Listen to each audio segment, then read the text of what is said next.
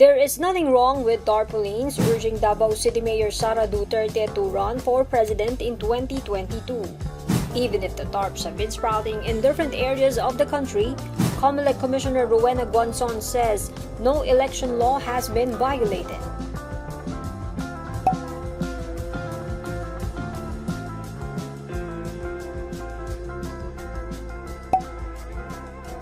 Comelec Spokesperson James Jimenez explains the tarps fall short of the legal definition of campaigning.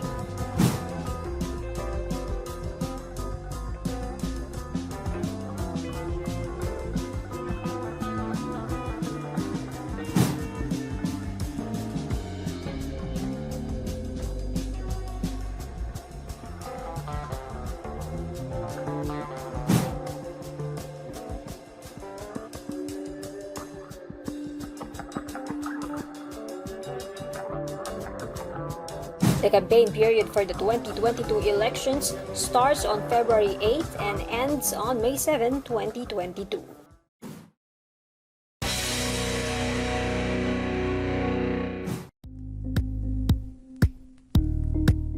Thank you for watching Politico TV. Please like and subscribe to our channel for more videos.